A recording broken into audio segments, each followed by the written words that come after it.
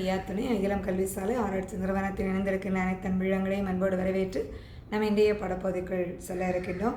இன்றைய படப்பகுதி விருத்தத்தினுடைய தொடர்ச்சியை நாம் பார்க்க இருக்கின்றோம்.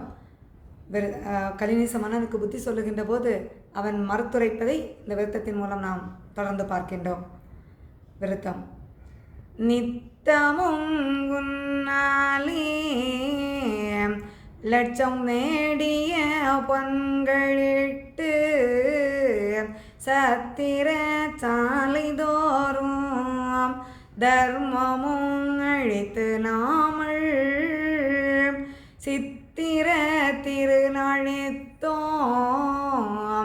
செய்கிற குலத்தை தள்ளி நித்தியம் வேலை செய்யும் எளிகுலம் புக்குவாரோ. அதாவது அந்த களிமன்னன் ஆயிடையனிடம் சொல்லுகின்றார், நான் தினந்தோறும் இறைவனுக்கு பல லட்சம் பொன்களை செலவு செய்து அந்த இறைவனுக்கு வழிபாடுகளை செய்து வருகின்றேன். அது மட்டுமல்ல, சத்திர சாலைகளை அமைத்திருக்கின்றேன். தர்மம் கொடுப்பதற்காக மக்கள் தங்கி செல்வதற்கு சத்திரத்தை அமைத்திருக்கின்றேன். அவர்கள் உணவு உண்டு இழைப்பாறை செல்வதற்கு தர்ம மடங்களை அமைத்திருக்கின்றேன்.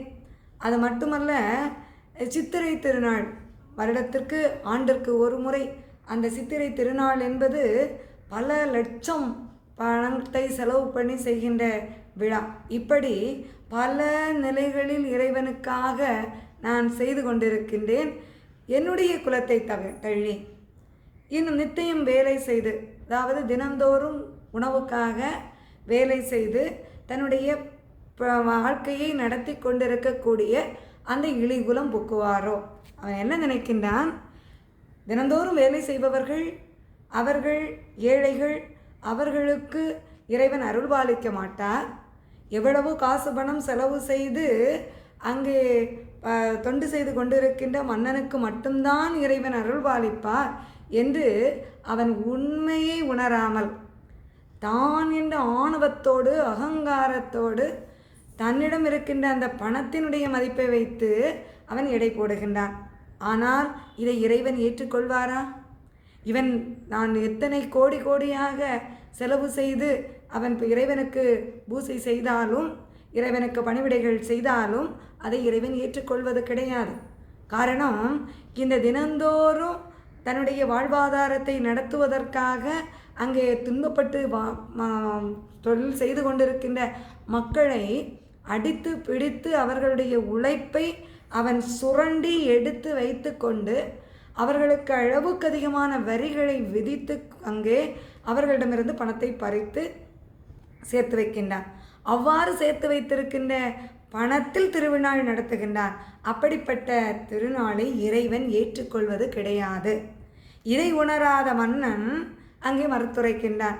நான் எவ்வளவு சிறப்பாக காசு பணங்களை எல்லாம் செலவு செய்து திருநாள் நடத்துகின்றேன்.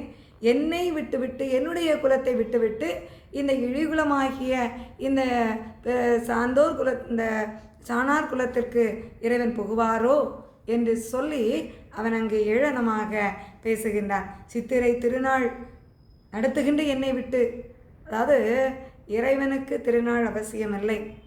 என்ன சொல்லுகிறார்கள்? அன்பு மலரெடுத்து அனுதினமும் பூசை செய்வாய் என் மகனே. உண்மையான தூய்மையான உள்ளத்தின் அந்த அன்பை யார் இறைவனுக்கு சமர்ப்பணம் செய்கின்றார்களோ அங்கு இறைவன் அருள்பாலிப்பார். அங்கு இறைவன் மக்களோடு மக்களாக இருந்து அவர்களுக்கு வேண்டிய உதவிகளை செய்வார். இதை யுகாயுகங்கள் தோறும் இறைவன் சொல்லி வருகின்றார். அப்படி இருக்கின்ற போது இதை அறியாமல் இந்த கலிநேச மன்னன் உணர்ந்து கொள்ளாமல் தான் என்ற ஆணவத்தின் காரணமாக இவ்வாறு எதிர்த்து பேசுகின்றார். ஐயா உண்டு.